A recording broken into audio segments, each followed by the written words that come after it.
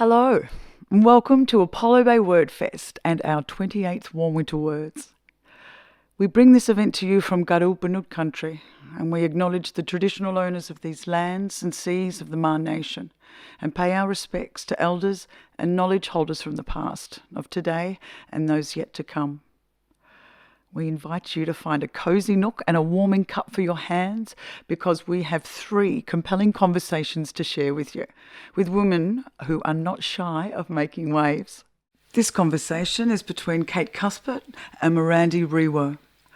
Kate is Program and Partnerships Manager at Writers Victoria and an award-winning book reviewer and critic. She will now introduce you to Mirandi. Hello, my name is Kate Cuthbert, and I am the Program and Partnership Manager at Writers Victoria, and I'm delighted to be coming to you today from Wurundjeri lands. I am joined by Mirandi Riwoe, who is coming from Turrbal and Yagara lands, and I'd like to begin our conversation by introducing Mirandi properly by her bio, and then we'll get started. So Mirandi Riwoe is the author of the novella The Fish Girl, which won Seizure's Viva la Novella Prize and was shortlisted for the Stella Prize and the Queensland Literary Awards UQ Fiction Prize, and Stone Sky Gold Mountain, which won the 2020 Queensland Literary Award Fiction Book Award and the inaugural ARA Historical Novel Prize, as well as being shortlisted for the 2021 Stella Prize and longlisted for the 2021 Miles Franklin Literary Award. Mirandi has a PhD in creative writing and literary studies and lives in Brisbane. Welcome, Mirandi. Thank you for joining us today, virtually speaking. Thank you for having me, Kate. Lovely to see you. It's lovely to see you as well. I'd like to begin at the beginning, so to speak. Can you share with us the book or the books that first made you want to be a writer? Oh, well, then we're going way back. I've always loved a mystery. So I guess the first ones that I really remember loving were Enid Blyton's, Famous Five and Secret Seven. I just remember reading The Secret Seven, how they'd all meet down the back of some building or something, they'd all go there. And I just remember feeling huge excitement reading that, and then I moved into Nancy Drew books. So when I was about 8 or 9, my father had kept it. I started a book called, it was called The Invisible Pianist. And I'd drawn a picture of like somebody playing a piano, and it was a Tanya Chandler mystery. And I was going to write, mysteries about this Tanya Chandler. And, like Nancy Drew had, I think her father was a lawyer, and I thought, well, Tanya's father can be a doctor, and that's how she finds her patients. So that's how it all kind of started. I guess once I got a bit older, when I was a teenager and a bit older, then the Amy Tans came out, those sort of novels. I loved Ruth Park, those sort of novels in Australia. But I guess Amy Tan's novels showed me that novels about that Asian experience or diaspora kind of experience were of interest to a reading market, So that was sort of eye-opening and great as well. Back then I was just thinking about being a writer. It took me many years to actually get pen to paper. Yeah, it's interesting because my next question was, are the books that made you want to be a writer the same books that made you realize that you could be a writer? Which I feel like you've sort of addressed a little bit already. I think I was just talking to somebody the other day. I think people think writing's easier than it is. So I think actually you would read some murder mysteries, or you would read Amy Tan and think you could do that, which is not the case for most of us. I'd say the turning point was, and coming up with ideas too, that takes training, I think. But I would say, like in my 30s, I was discussing one day writing a book, and my mum took me aside and said, I think because she wished she'd been a writer or started somewhere along the line, because you just got to get started. And she took me aside and said, Mirandi, stop talking about it, just start, do it. And it was the best advice, or else I'd still be just talking about it probably. Now, your first published novel is a crime novel published under a different pseudonym. Can you tell us about the process of writing and then publishing that novel? Okay, so I'd written, as part of a master's research, I studied I looked into Indonesian crime fiction because I was interested in crime fiction. So I looked into Indonesian crime fiction, and as part of that, I wrote a manuscript which was a murder mystery set in Indonesia, and that wasn't published. And meanwhile, I started a PhD, and for the PhD, I again wanted to use a Eurasian character, and I wanted to write a crime fiction. And actually, it was the same year that book, what is it? The Shades of Grey. 50 Shades of Grey. Yes. So, and it was huge, and it's all they talked about at writers' festivals and that was when I was a reader, you know, not writing. And I just thought, well, I mean, I was writing, I wasn't published. And I thought, well, maybe I'll try to write some sort of erotic murder mystery, which I realized I couldn't do. But I kept this sort of courtesan, Eurasian courtesan that I'd come up with. And I guess the thesis part of my fiction was to do with, you know, neo-Victorian fiction, what needs to be in there. I looked at the Asian population of London in the Victorian period because I wanted to write against all those cliches, you know, like the sinister Oriental, the Fu Manchu kind of, Dickens, you know, Sherlock Holmes, you know, when they were all writing about the opium dens and everything. So I wanted to write against that. I wanted to write about just, you know, normal immigrant life, I guess, except that she's caught up in murders. Anyway, so what happened is that first novel, the Indonesian one, was shortlisted in a competition that was run by a British publisher. And it was shortlisted, but it didn't win, so it wasn't published. But it already given me an in because I knew the editor by then. So I could say, look, and they weren't doing historical fiction back then either. So they'd asked on their website not to put in historical fiction, and mine was historical fiction. So I think I changed the wording to it's a neo-Victorian fiction. Anyway, luckily they were just getting into it. So they took my book and Kate Mildenhall's first book as well. So it was just nice timing for me.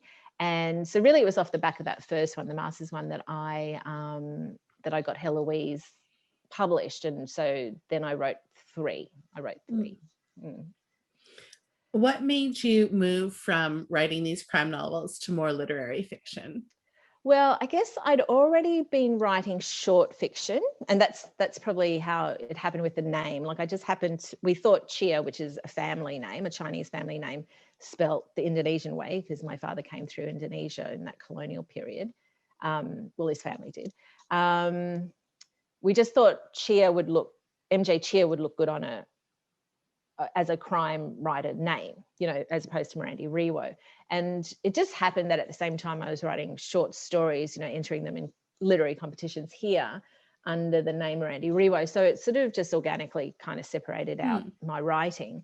But in that time of researching for Heloise was when I came across the Somerset Maugham short story because I was looking at Southeast Asia in the colonial period. And I came across the Somerset Maugham short story and felt strongly about what happens to a character in that story and wrote The Fish Girl. So it all just kind of happened just by chance. And then what happened is after The Fish Girl and after Heloise, I realized I wanted to write something, I guess, for an Australian publisher and Australian readers, which took me to... and I wanted to write about the Chinese as well because my father's Chinese, which took me back to the gold rush. And that's how it all started for that one, actually. Yeah, because I'm interested in Eurasian families that have come through since that period. Not that we have, but I just always find that really fascinating and beautiful. So I wanted to kind of explore how those relationships might have evolved from that time. So the Fish Girl joins stories like Wide Sargasso Sea and Cannibal and Circe, where writers write back to works that are widely and mostly uncritically revered, drawing inspiration from sort of the offhanded details that are included in those stories. What prompted you to write back? And do you think that these kinds of literary discussions are becoming more prevalent? Well, I think they should become more prevalent in historical fiction because I think, you know, when you're doing your research, and these things just sort of, a lot of these things just sort of came to me in the research, you know, and most people, I guess, aren't going back and looking at the history or the nonfiction of the period in depth, like that hasn't just sort of been spoon fed to them over the years that you take for granted. Because if you actually look back at it, you know, you need to look at who's feeding this information to you, and usually it's gendered, and it's you know, middle class and up, or it's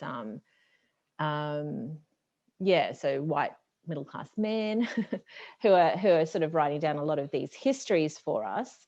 But you know, even the horrible things that happen in Gold Mountain came from the research. When you look at the research, I mean, the information is there actually. You know, it's just maybe relayed to us in a different context, or a different, you know, like how we see it. Like at the time they would have thought it was funny, or you know, been a bit jolly about it, whereas now we can look back and be quite horrified by, you know, what we can read.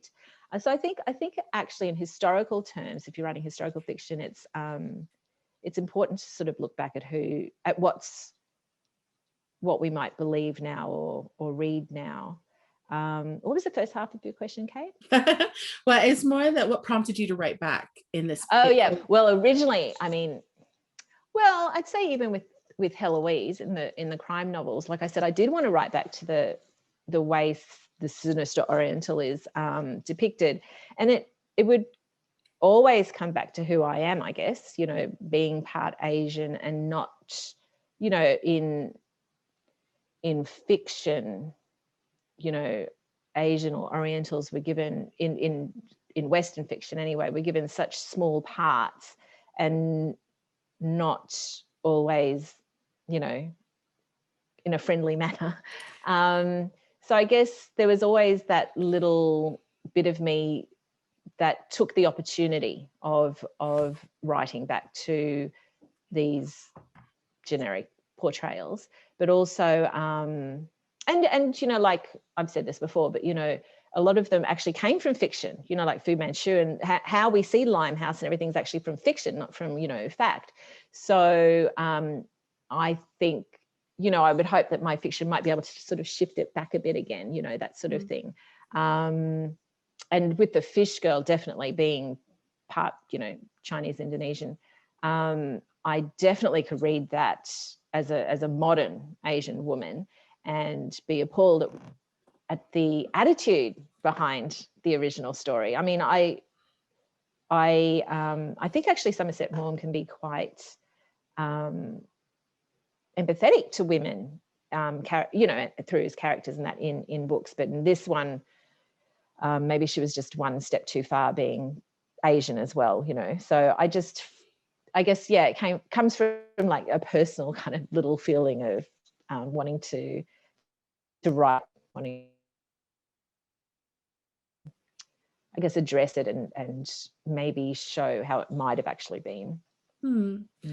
You've mentioned your research an awful lot during the course of answering these questions. Can you give us a little insight into how you begin to start researching these areas? Yeah, it's a big job. Like with Heloise, I would have done at least a year of full-time research to before I even went near the fiction. And it always gets to the point where you think you'll never start with the fiction because there's just so much to read and know, or to see or to experience. But you know, then there comes the time. I guess I always think you have to just read or experience as much as you can. So I would say with the research, I would start with non-fiction, but also fiction. I would complement it with fiction from the time or fiction about the time. I think that's always interesting to see. It's like that neo-Victorian sort of sensibilities, to see how people are doing it, and how I might like to do it. Non-fiction, so you're looking then also at trove or old newspapers, memoir, first accounts are really good to use. I love a first account, and then first person account, and then TV shows. Like I'll you know, like especially like for Heloise, and you're looking at costumes. At the moment I'm loving Peaky Blinders. I'm thinking about Blinders Group. And then I find really important is actually going to the place and seeing it or experiencing it or smelling it or whatever as the character, like actually seeing it how your character might see it for the first time or live in it or whatever. So I find that really interesting and really helpful to the actual writing of the novel and your characters. It tells you something about the setting, but also about the character, I feel. There are so many aspects, like costumes. There are just so many things you can do for your research, but I do a lot of research first. Yeah, I find it's really interesting that you find that walking the place cements you into the story, I guess. It does, through the character and setting, I think. And I always found, like, people, which is lovely, people seem to like how I write setting. And I have to say, when I started writing, setting for me was the hardest, and I still find it difficult. And maybe that's why I put more effort into it. I think, so I'll put effort into getting the setting right. But that's something I love about being a writer, actually. It makes me more present where I am, or even sunsets. I'm always thinking of, looking at sunsets and seeing how I describe it, things like that. I think, and it just helps ground me in the character, I think, actually. Yeah. If you find settings the most difficult, what do you find the easiest? Probably, I don't know, maybe dialogue. Okay. Yeah, maybe dialogue. And I don't think I'm too heavy on dialogue, because I don't love reading a lot of dialogue, but probably rattling off what they might be saying and doing in that sort of setting might be, easier than getting, my characters from A to B. That's always hard. Like, how am I going to get it, like in an interesting way. So we talked about Fish Girl being sort of a very, very obvious writing back to a previous text, whereas I think in contrast, Stone Sky is a little bit, I suppose it's less writing back and more providing greater context to what was already out there in the Australian narrative. What drew you to the goldfields in particular? Well, like I was saying, I wanted to write about the earlier Chinese here, probably from the 1860s on, who had come here for whatever reason and married white Australian women, and then had families. And so that's probably what originally drew me, and I was already writing in that Victorian period anyway. So that was a good head start. So then it just seemed kind of natural to go to the gold rush, where there were, when many Chinese came here. It was something that was easily researched, so I did 2 or 3 trips to Victoria. So, Bendigo and all your museums there, you've got great museums there. And then up to, eventually when I decided on Cooktown, I go to Cooktown and their museums, and Maytown, and see what it's like now. So,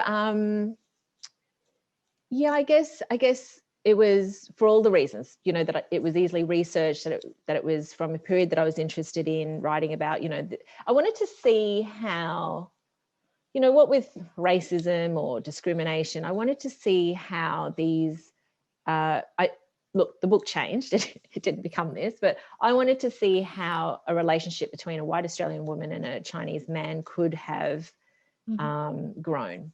I wanted to, despite all those things against it, and, and have many children and a wonderful life and so many descendants now. Like, I find that really fascinating. So I guess that's where it started, and the gold rush just seemed to be a great place to start, and also, for a story. Yeah. I know that you spoke about wanting to sort of write about racism, but I think that there's a strong element of writing about women and certainly feminism in your books as well. And I think that's particularly true in Stone Sky, Gold Mountain. And I think it's really interesting as well that you said that, initially you were looking at a white woman and a Chinese man in terms of the relationship, because that I think people push back against that narrative a lot more than they push back against a white man and an Asian or Chinese woman in terms of their relationships. That's interesting.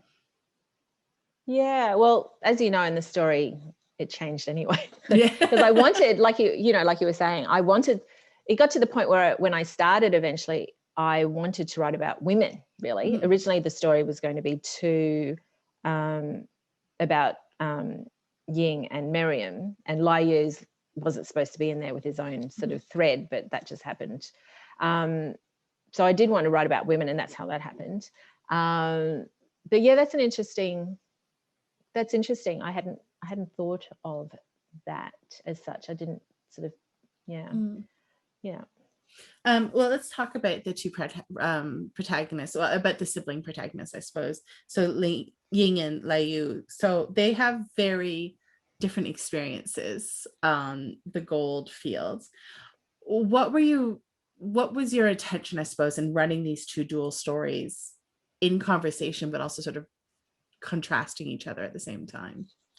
Well, I guess this goes back to setting, how I was trying to use the setting to show who my characters are. I wanted Ying to be, that character that just sort of takes things as they come. She's happy-go-lucky. She'll make the best of things, and that's how she is. That's her personality. So she's quite engaged. Like at first she knows she's going to miss her family and wants to just get back, but then she realizes once she's here, she makes the most of it. She wants to see what the township's like. She wants to know how these white people live, like she doesn't see it as threatening, but of course she's in a town. She's not like, and before that she would have felt, I guess, safe enough in the presence of her brother, when she was on the dig. Whereas Lai Yu, I wanted him to definitely be more resistant. He's already got problems of his own, being the eldest son, and and having lost everything and feeling this terrible responsibility to come back, with riches to sort of build up the family again, help the other siblings.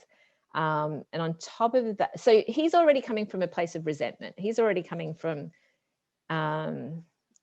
he's not going to take things lightly like Ying, who doesn't have the responsibilities that Lai Yu has, And a part of me did want him, and he's got, Shan on his back. I did want him to sort of see the landscape sort of as female, as threatening female as well, like Shan, other parts of his life. So that's what I mean. It's, the setting could be a good way for me to show those characters and who they are, and what they have to deal with. Like, so Lai Yu, he wasn't just in this nice township, or it would have been a rough township anyway, but not as rough as going bush with those men, so yeah. I don't want to give too much away of the story for anyone who hasn't had the opportunity to read it yet. But I want to talk about Ying's progression through, because for the book, actually for all of the story, Ying is dressed as a boy. She's in disguise from the very beginning, in order to be safe, I suppose, on the gold fields in a way that she wouldn't have been as a woman. But certainly through the course of her narrative, that dressing as a boy becomes a greater part of her identity. And it's something that she sort of makes a choice about over and over again, to the point where I think that her narrative, as well as being one of a Chinese woman in Australia, is also that of a queer Chinese woman through the course of the story as well. Right. Yes, you're right. So she starts out as having to, have you read the Pam Zhang's book? Because one of her, oh my gosh, there's so many similarities. So her characters is the same as Ying, is a girl who, but more so like chooses it more so than Ying does. I think for Ying, she realizes she has more freedoms as a boy, and she's not sure how she would cope going back to being cloistered as a Chinese girl. But also, I guess I wanted to, with her, how she gets to know Miriam and everything. I guess I wanted to sort of explore characters, and I know it wasn't so for Miriam. I don't know how she would have coped. I think that would have been a different book, because I did think of making it that Miriam finds out Ying is a girl, but that would have been a different book to write. That would have, you know, been a different story. But I think what I did want to explore was this idea of, I guess, falling in love with or being attracted to another person despite gender. You know? Yeah. So I think that's what Ying's doing. Ying's drawn to Miriam, and I guess the beautiful relationship they have. So I think that's what Ying strives for. I want to talk a little bit about Miriam, as well as facing her own struggles through the new township. So Miriam is a white character, but she is I guess a housekeeper for one of the sex workers in the township, and thus has reflected shame, I guess, on her as well. Yeah. I suppose you could have made Miriam anyone that you wanted. What was the thought process behind sort of putting her into this position? Well, I guess it's twofold. So I guess for my character, say as craft, like the story, I wanted my characters to be sort of exiled in some way, whether it's by the racism, by the setting, by being sort of seen as one of the sex workers of town, that sort of, so discrimination. But on the other hand, I guess with Miriam, because for those crime novels, I did a lot of research into sex workers of that time, and the complete sort of necessity those women felt, need, to do that job in that period, and that there was so much shame attached to it, but in fact, it just, that it comes from such a hypocritical sort of angle, but the sheer number of women who were forced into it via, not being paid well enough, children out of wedlock, there's so many stupid reasons that luckily a lot of women now in the West anyway don't have to be discriminated against for. I guess, and you're in a mining town, so I guess a lot of the women in those sort of early mining towns would either have been the wives of, or maybe children, I guess, of a few of the business owners, but the others were sex workers. So I don't know, I've just always been interested in those characters. Actually, Sophie came from, I read a small part of Claire Wright's, well, it's from, I read the book, but it was a small part of Claire Wright's Eureka book, talks about a sex worker named Sophie who was murdered by Chinese in Melbourne. But that maybe it was a bit of a dodgy investigation. And that's what first drew me to using Sophie and Miriam. In fact, I think originally it was even going to be Sophie who was the main character. So there are many, many, many, many interests of mine that sort of led into that character. But also I realized with Miriam, I hear a lot of stories, like even my uncle was over the other day, my Uncle Kev, telling stories about, his dad and his grandma and things like that. And my mum always talks about, the family, that there were, 9 kids, and then the mum went away with the eldest daughter once and came back with a new baby. She'd had a new baby, but the eldest daughter never came home, like things like this, from that sort of Irish English background, from that period. I guess a lot of those sort of stories fed into how Miriam found herself where she was as well. Yeah. I think it's really interesting about the way that the women in your stories do what they do out of necessity. Mm. But I think in so many ways, don't let it define who they are. Oh, It's no. just what they do. And I think actually, you know, say in my research, I think a lot of, I mean, I think they were expected to feel ashamed, and they were shamed in town like Miriam is. But in fact, I mean, you read a lot of accounts from, say, the Victorian period in London. I mean, actually, they're quite not, you know, unrepentant, like, you know that, you know. So I, you know, and it's a spectrum anyway. But yes, I think a lot of women would know why they're there too. You know. So both the Fish Girl and Stone Sky Gold Mountain have won several awards apiece. From a writer's point of view, what does the shortlisting and winning mean to you?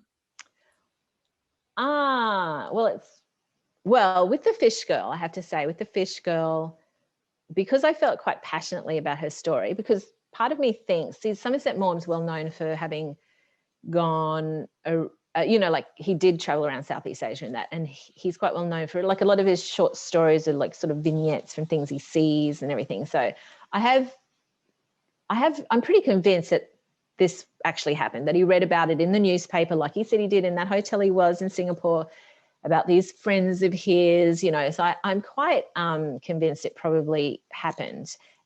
And not just that, I think it still happens probably to trafficked women now anyway. So I was quite passionate at the time about that story and having it published. So when it won the seizure thing, I mean, that was one of those more sort of overwhelmingly beautiful moments, like in my writer's career, you know, sitting on the couch, my daughter was there and I was just like, oh, you know, when the email came through, I was like, oh. So that was really beautiful. So just getting it, so then that meant it was published. That was beautiful. Stella, of course, and then when it shortlisted for Stella was astounding. And I mean, I guess it's kind of career changing too, like the course of your career, Stella Prize. And I mean, you're always hopeful, but I guess to a degree, it also, I guess, makes you think, oh, well, maybe your work isn't, you know, all that bad, you know. so it's all very nice. It's all very nice. So let's dive right into this year's Warm Winter Words Festival, the theme of which is making waves. And I feel like we've touched on this a little bit already, but tell me, with your two most recent published works, were you deliberately seeking to make waves? I don't know about making waves, but certainly, and my short fiction to be the same. My short fiction is probably even closer to the bone, because usually my short fiction will come out of something, you know, it's not something I've researched, you know, it's actually coming from something I'm seeing around me. And it might be my son who's a skateboarder and experienced racism with his mates, things like that. So, but definitely with Stone Sky, I don't know about making waves, but you're certainly wanting to open up some conversations, or maybe, especially to do with, say, racism with Stone Sky and domestic violence, because then, of course, you know, and the thing is with the racist scenes and the domestic violence scenes in the book, they came from contemporary, you know, sort of things that I saw on YouTube or on the ABC, you know, the actual events, like I copied them from contemporary things. So part of me thinks some things haven't changed enough. And I guess that's what I would want to come out of that book. Certainly with the Fish Girl, because I was just so enraged by that. And then you're realizing that trafficked women are still being treated like this. I guess you are hoping to make waves in a way that are getting people to think about it and thinking about how maybe things haven't changed enough, and like what's taking so bloody long, you know, in those areas. I mean, we know what's taking bloody long, but enough already, you know. So I guess, and so I, you know, rather than getting on a, you know, my soapbox or whatever, I like to just kind of show these things in my books. That's, you know, in my fiction, you know, just sort of put it out there. Yeah. That segues really neatly into my next question, which is, I feel like in your fiction, there is a kind of controlled rage to the story. It's not necessarily there in the writing, but I think it comes through in the emotions of the story. Do you write from a place of anger? No, I wouldn't say I write from it, because by then, 18 months has passed. Yeah. But I would say the ideas come from it, Yeah. like some of the ideas, and some of the ideas come from beautiful things, like to do with the relationship and everything. So you're watching everything, but some of it is coming, I guess, from a controlled rage, say, especially Fish Girl, because you know where it's going from the original story, that sort of thing. Yeah. So, but I would, definitely in the sort of ideation period, I'd be looking at, without being didactic, but I'd be looking at what I want to explore, I guess. And in the short fiction, especially, when it's to do with your own son or something, you're just like, or, the anxieties of being a parent or whatever, they're probably more immediate on the page in the short fiction. But no, in the novels, it takes so long. But sometimes you might write it and go, yeah. You find the well of rage and access it again. Yeah, that's right. Do you think that writing is a political act, an act of making waves, regardless of the subject matter? Absolutely, I guess. I was just reading some notes this morning that I just had read from other writers about, I think mostly what you're trying to do, is get people to be compassionate or empathize, or I think is it Steinbeck or somebody says it's to get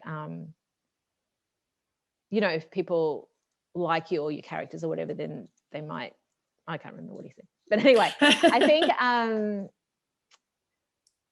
think by putting it out there or being published, maybe that's where the political act stops, because then maybe, I guess, it depends on who's going to publish you, and if you're published or not, then some of the decision making's taken there as well. But I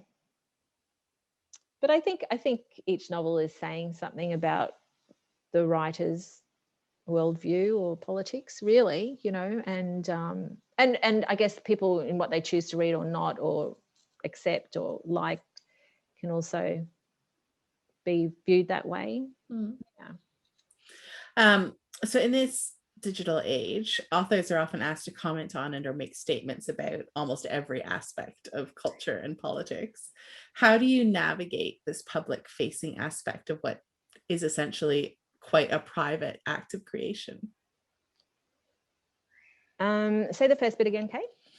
So authors at the moment are often asked to comment on or make statements about literally everything that is happening at the moment. But the creation of writing itself is quite a private act. It's interesting, isn't it? It is private, but you're still putting it out there. Like I said about my novel, I'm still putting it out there.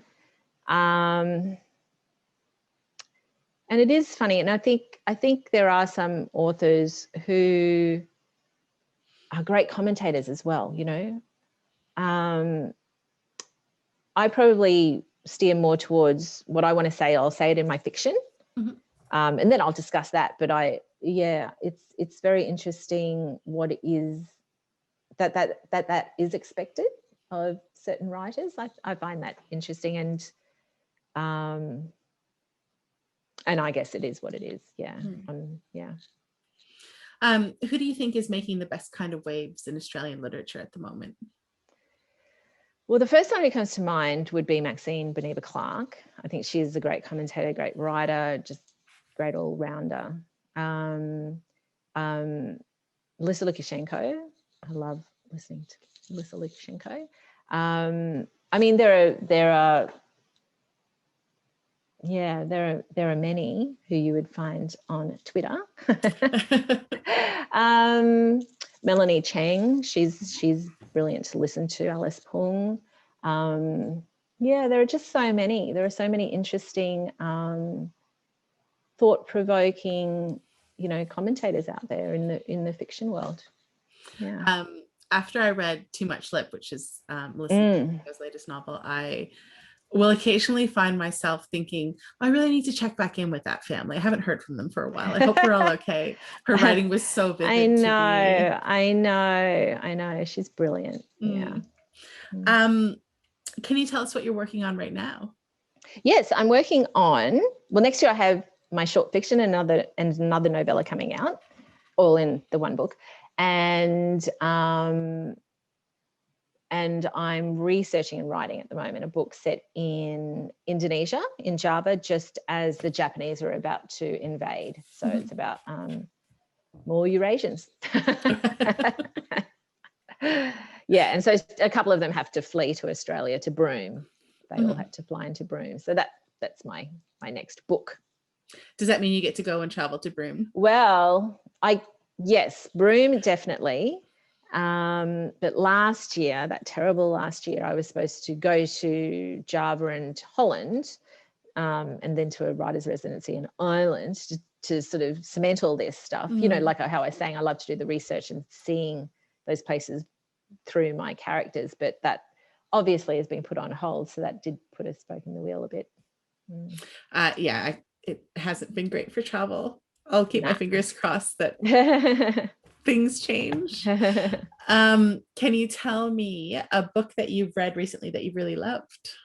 Oh, I'm reading a book at the moment that I'm really loving, which is called, actually, Kate, maybe you were one of the people who recommended it. It's called Crime in the Neighborhood. No, that wasn't me, but it sounds like something I would recommend. So yeah, no, it was in the late 90s. I think it won that women's prize. But it's set in Washington, about a little girl and her parents are splitting up. But it's just really beautiful. It's really beautiful and beautifully written. Yes, so I'm really enjoying that. And just recently, I've read Chrissy Neen's book, and Anita Heiss has a new one, which. Pity I didn't have them ready for you, but yes, so they're the last two I read as well, and they're both brilliant, of course.